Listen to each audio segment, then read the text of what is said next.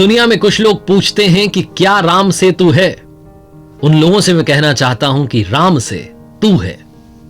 नमस्ते दोस्तों, आपका स्वागत है। आप देखना शुरू कर चुके हैं मेरी नई लर्निंग सीरीज सीखोगे नहीं तो जीतोगे कैसे, और मेरा नाम है आरजे कार्तिक।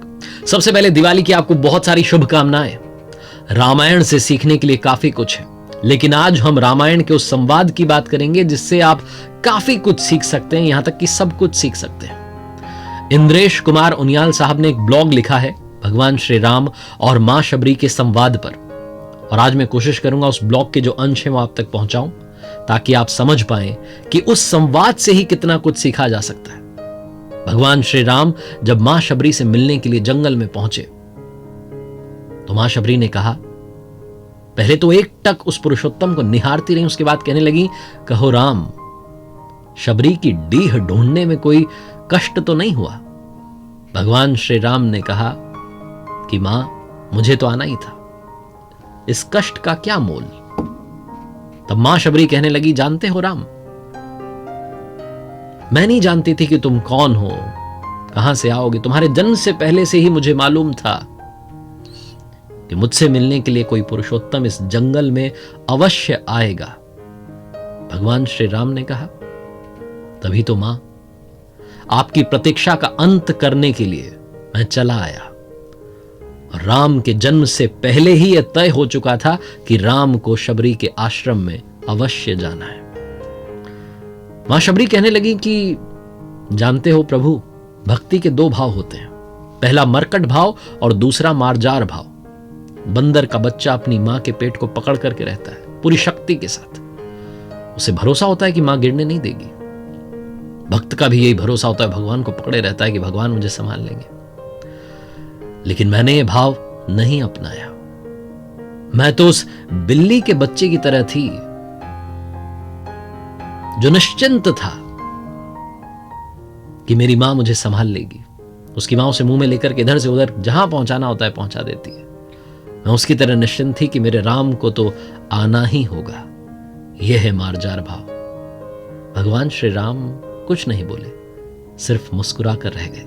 तब प्रभु श्री राम से मां शबरी ने कहा कि जानते हो राम, बुराई में भी तनिक अच्छाई छुपी होती है। कहां सुदूर उत्तर के तुम और कहां दक्षिण की मैं, कहां रघुकुल के तुम भविष्य और कहां मैं वन की वनवासिनी। अगर रावण का वध करना नहीं होता, अगर रावण को मारना नहीं होता, तो क्या तुम आते। भगवान श्री राम गंभीर हो गए। भगवान श्री राम कहने लगे कि क्या रावण का वध करने के लिए राम आया है। रावण का वध तो लक्ष्मण अपने पैरों से बाण चला के कर सकता है। राम तो आया है अपनी मां से मिलने, ताकि इस भारत राष्ट्र के इतिहास की जब बात हो तो याद रखे जनता कि इस राष्ट्र का निर्माण क्षत्रिय राम और उसकी वनवासिनी मां ने मिलकर के किया है। जब कोई भारत की परंपराओं पर उंगली उठाए तो काल उसका गला पकड़ के कहे कि नहीं, ये एकमात्र दुनिया की ऐसी सभ्यता है जहां एक राजपुत्र वन में प्रतीक्षा करती एक दरिद्र वनवासिनी से भेंट करने के लिए 14 वर्ष का वनवास स्वीकार कर लेता है।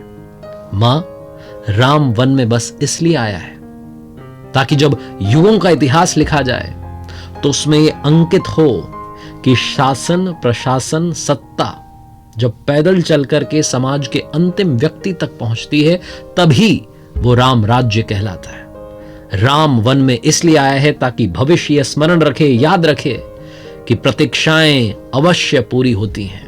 प्रतीक्षाएं अवश्य पूरी होती हैं। राम सिर्फ रावण को मारने भर के लिए वनवास में नहीं आया है। मां शबरी प्रभु श्री राम को बस एक टक देखती रह गई। भगवान श्री राम ने फिर मां शबरी से कहा कि राम की वन यात्रा रावण युद्ध के लिए नहीं है माता। राम की यात्रा प्रारंभ हुई है भविष्य के आदर्शों की स्थापना के लिए। राम निकला है ताकि विश्व को यह संदेश दे सके कि मां की अवांछनीय इच्छाओं को पूरा करना ही राम होना है।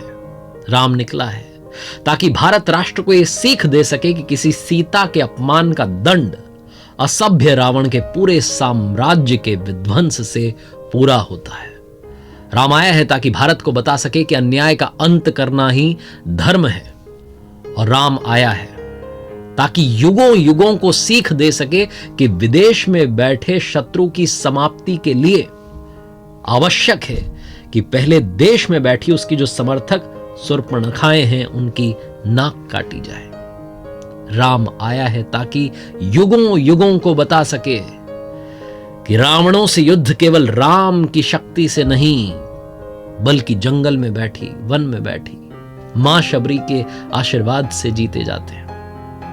मां शबरी की आंखों में जल भर आया था, पानी भर आया था, आंखें नम हो चुकी थी। मां शबरी ने बात बदल करके कहा कि बेर खाओगे राम? प्रभु श्री राम मुस्कुराए, कहने लगे बिना खाए जाऊंगा भी नहीं मां।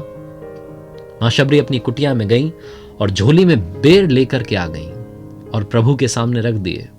प्रभु श्री राम और उनके भ्राता लक्ष्मण बेर खाने लगे। मां शबरी ने कहा कि बेर मीठे तो है ना प्रभु? प्रभु श्री राम ने कहा कि यहां आकर के मीठे और खट्टे का भेद भूल गया हूं, बस इतना समझ रहा हूं कि ये बेर नहीं है, ये अमृत है। मां शबरी मुस्कुराई और कहने लगी राम तुम सचमुच में मर्यादा पुरुषोत्तम श्री राम हो। ये वो दौर था, वो प्राचीन काल जब सनातन धर्म की संस्कृति छोटे गांव, छोटे शहर, यहां तक कि वनवास में जब प्रभु श्री राम पहुंचे तो उन्हें मालूम चला कि वन में भी यह संस्कृति है, वहां जो वनवासी रहते हैं वो भी इसी संस्कृति को मानते हैं। मां शबरी का ज्ञान कई सारे विद्वानों से ज्यादा था। मां शबरी और प्रभु श्री राम का यह संवाद जो अपने आप में अद्भुत है, रोंगटे खड़े कर देने वाला है, काफी कुछ सिखाने वाला है। उम्मीद है आपने सीखा होगा। इंद्रेश कुमार उनियाल साहब का धन्यवाद जिन्होंने ब्लॉग लिखा और जिनके माध्यम से बात आज आप तक पहुंच पाई।